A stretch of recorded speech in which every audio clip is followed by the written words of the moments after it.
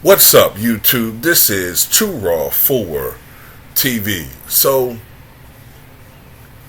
this hit me like a pile of motherfucking big ass goddamn shack bricks, alright, to build his fucking shack mansion. I come on here expecting to talk about the latest episode of Winning Time, right? Which was slated to be the season finale.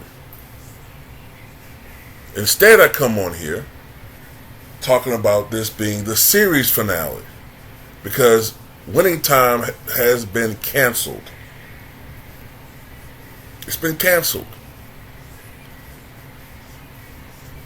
Now, apparently, it was canceled for two major reasons. Number one, ratings. Ratings had been cut nearly in half from last year, which makes no sense because I think most of us would agree that this second season has been better than the first season. It got off to a shaky start, this show, but this series was just hitting its stride. And it was canceled. I don't give a fuck if the ratings are low. I'm going to tell you why. There were times when Cheers, I think during its second year, was the lowest ranked show on television, period. Not just in its time slot, but it was the lowest rated show on television. But the creators of Cheers persuaded NBC to keep on believing in this show. Ultimately, Cheers became one of the highest rated shows on television, and over 90 million people watched the finale back in 1993. Seinfeld struggled mightily its first couple of years, but it found its footing around 1992, 93. It took about 2 or 3 years for Seinfeld to find its footing. Now, I'm not trying to compare necessarily this show to them, so they're going to have these huge ratings. But still, sometimes you got to give these shows time to marinate, sometimes to get word of mouth, to breathe. You can't always just act something because it's not an instant success. We always want instant gratification, and life doesn't work like that.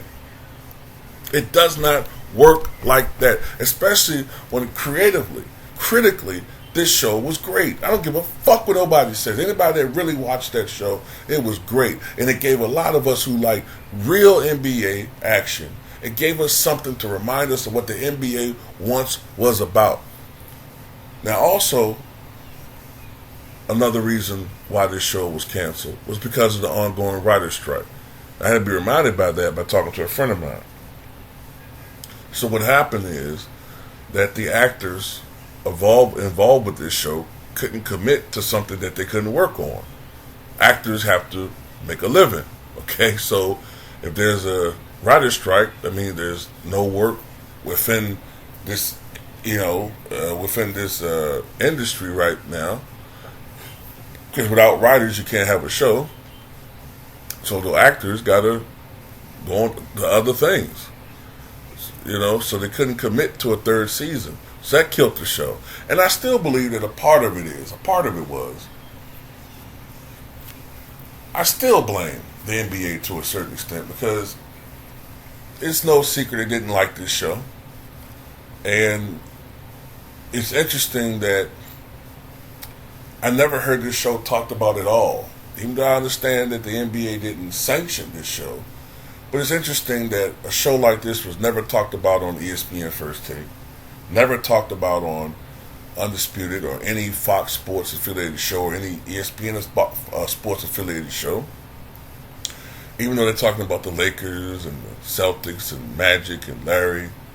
It's almost like they want us to totally forget about that era of basketball.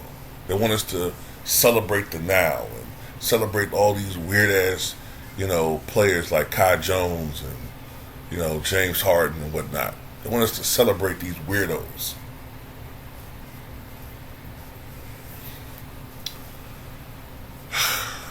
So let's just talk about this latest episode.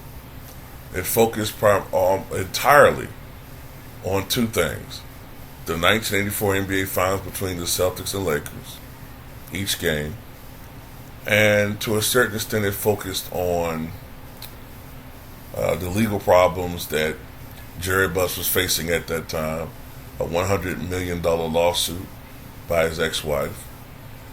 And it touched on Jenny Buss's, it gave sort of, that's what I'm looking for. It sort of gave,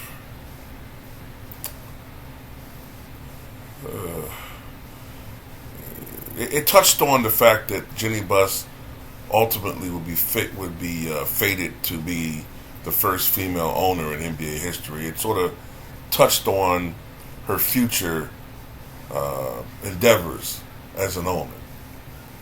Matter of fact, the very final scene of the show showed Jerry Buss and Jenny talking about how she was probably destined to take over the mantle as leader of the Lakers upon his death, which did occur 29 years later at the time, because at that time the scene was in 1984.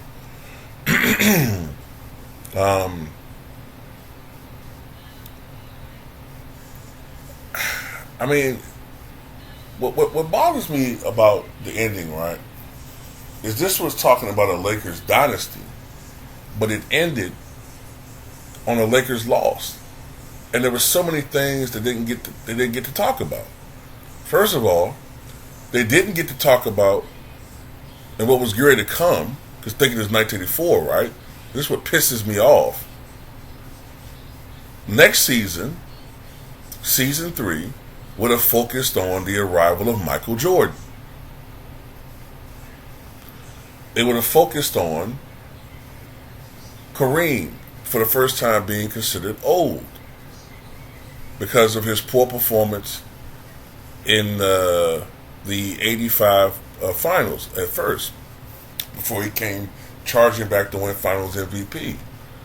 We could have saw the introduction of other players like Karl Malone and John Stockton and Charles Barkley, Ralph Sampson, Alex English, because they all played in these different series. Remember, Ralph Sampson's the guy that hit the game winner in '86 to knock the Lakers out of the playoffs.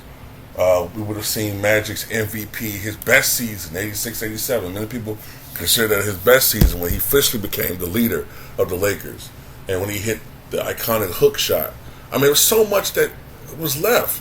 We could have seen the glory years of Magic, '87-'91. Yeah, it would have ended on what it started on, Magic developing, HIV and all of that. We would have saw the ending being, perhaps we would have saw Kareem's retirement. We would have seen Magic going on, take the team back to the finals one more year. Now, this would have been after Riley would have left as a head coach, but we would have seen Magic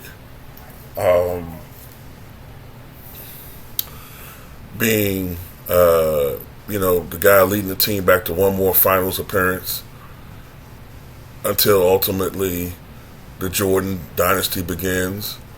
And then, of course, being diagnosed. But then it could have ended then, but showing him beating it, saying he was going to fight it. He wasn't going anywhere. That became true. Here he is 30 years later, still kicking. They could have did an epilogue showing where everyone's at right now, or what happened to everybody. And then that's the way you end the series.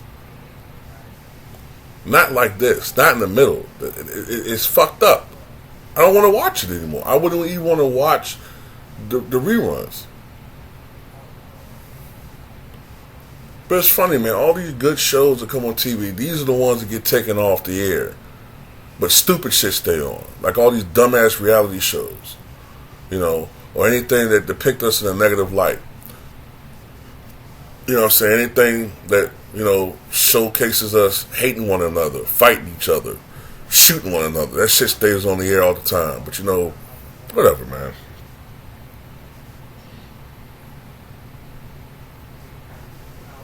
This shit just pisses me off, man. But anyway, tell me what you guys think.